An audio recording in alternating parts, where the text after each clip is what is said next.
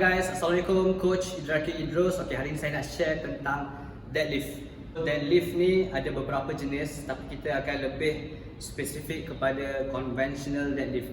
Sebelum tu saya nak ingatkan dulu yang ini ialah general advice untuk korang perbaiki korang punya teknik deadlift.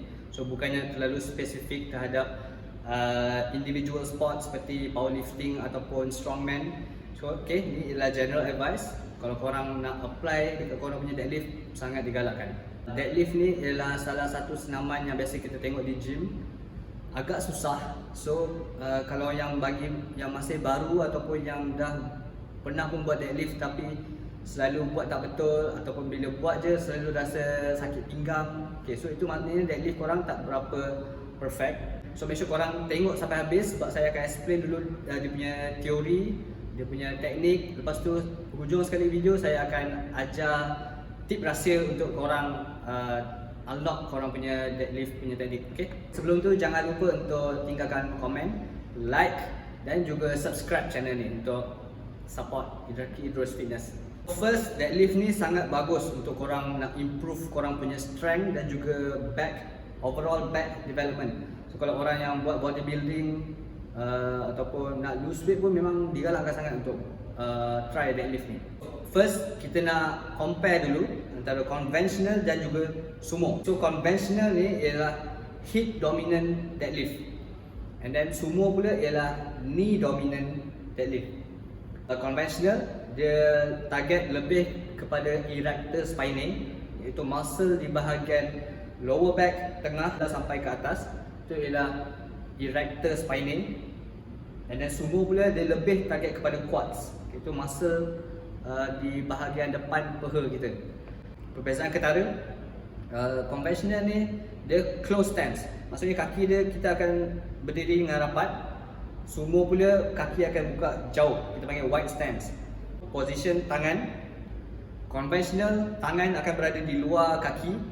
Untuk sumo pula tangan akan berada di dalam kaki.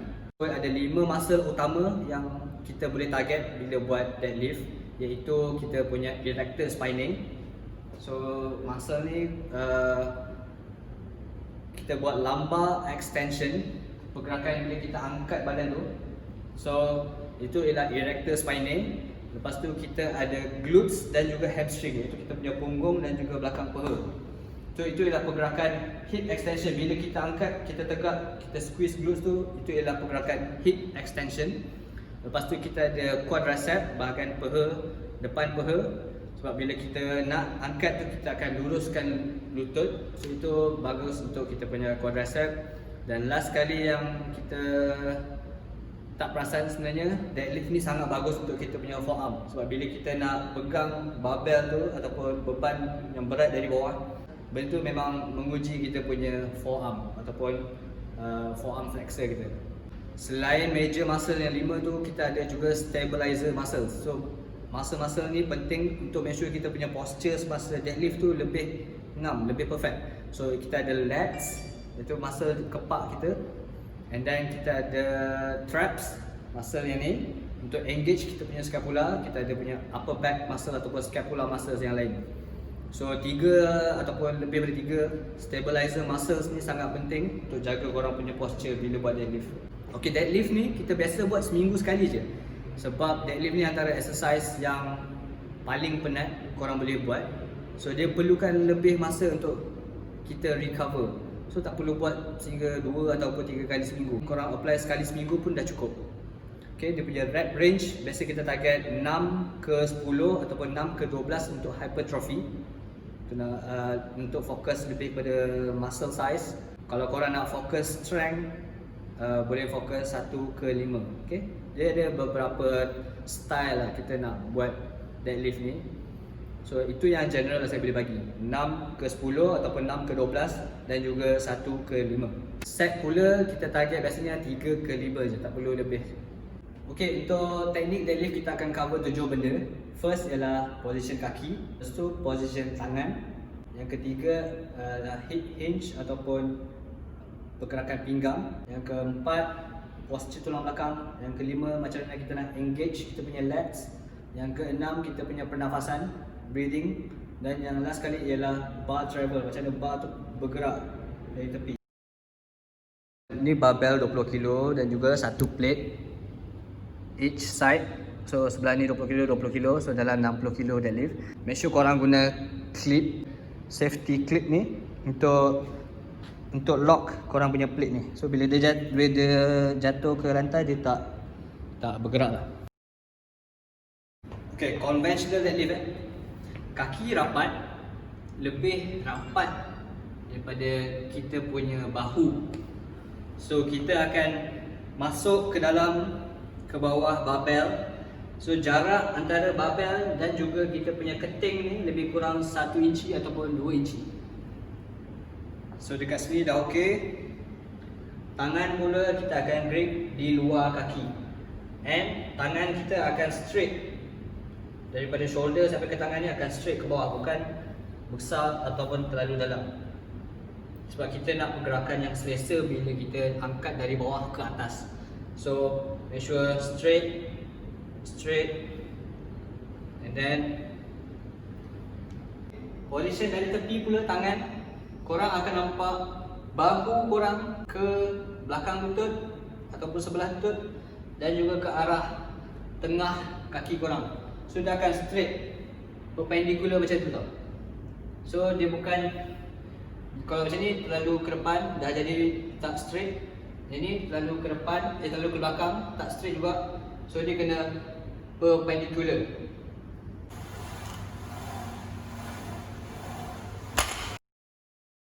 Yang ketiga ialah pergerakan pinggang, itu dipanggil hip hinge. So korang kena ingat bila buat deadlift ni, bila nak angkat mesti pinggang gerak dulu, mesti punggung gerak dulu. Bila nak turun pun mesti pinggang gerak dulu. So ini ialah hip hinge. So dia akan rasa korang stretch korang punya hamstring dan juga glutes. So bila nak set up tu, ni akan turun dulu, tarik, angkat. So bila nak letak pun, hip akan gerak dulu, macam tu.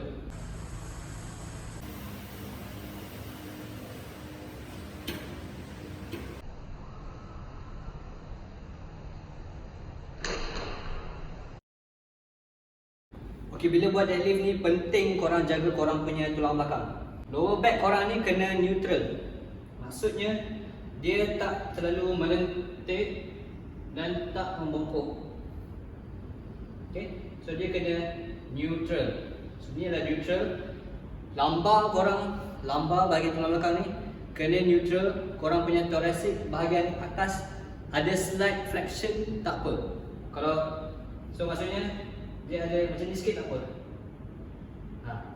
So dia tak boleh terlalu melentik, tak boleh terlalu extend. So lambar kena make sure neutral, thoracic korang neutral ataupun slight flexion.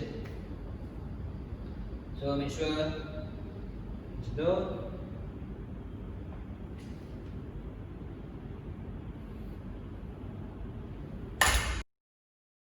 Yang kelima ialah legs engage. Maksudnya ini adalah pergerakan korang punya legs tau. Korang mengepak. Bila korang mengepak, chest korang akan lebih wide. Korang punya thoracic dan scapula lebih stabil.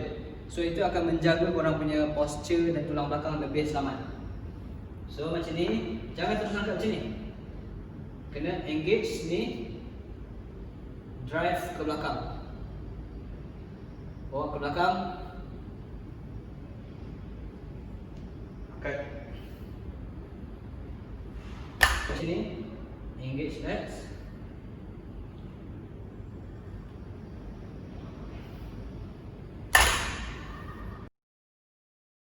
Okay, yang keenam ialah pernafasan. So bila nak deadlift, make sure korang tarik nafas dulu sebelum angkat.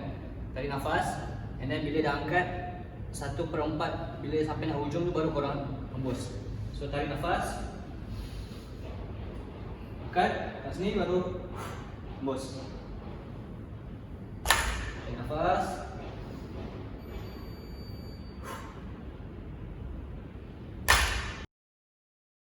last kali korang kena make sure bila deadlift bar korang travel straight. So dari bawah bukan straight ke atas, bukan zigzag. Ensure straight.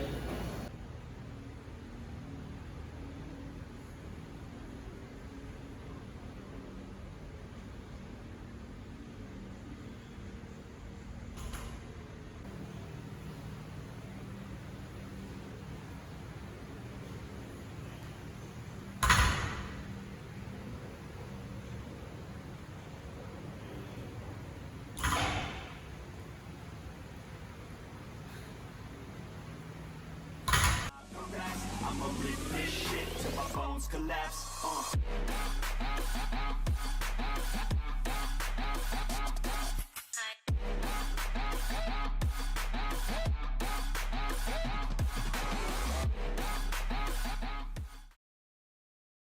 Korang jangan tiru tau yang deadlift ni. So apa yang diorang buat, bila diorang angkat, diorang okay. Jangan buat macam tu sebab benda tu bahaya tau untuk korang punya tulang belakang. Cuba bayangkan, ini korang punya tulang belakang. Lepas tu bila korang buat macam tu, kita panggil hyperextension.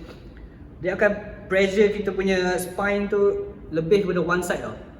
So korang rasa tak ke bahaya korang boboh pressure yang sangat tinggi yang tak balance dekat korang punya spine macam tu.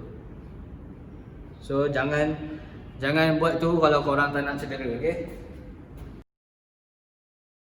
Kalau korang rasa nak buat deadlift dekat gunakan barbell tu agak susah, saya nasihatkan kita gunakan trap bar. Kalau tak ada trap bar, korang cari plate. Ini paling senang lah kalau korang nak belajar buat deadlift. Gunakan plate 10 kilo ataupun 20 kilo ataupun 15, ikut terpulang. Ambil dua. Bayangkan korang nak angkat plastik bag bila shopping kan. So korang akan tunduk, angkat macam tu. Okay. Apply teknik yang sama dekat deadlift ni, dekat plate ni. Jangan pening-pening. Pegang, kaki lurus, sama teknik macam buat deadlift tadi. Kaki lurus, pegang dari tepi, angkat. Sudah tepi, turun, angkat. So, hope you guys ada belajar something and boleh share video ni dengan kawan-kawan korang. And jangan lupa untuk like, komen dan juga subscribe. Okay, so thank you guys. See you.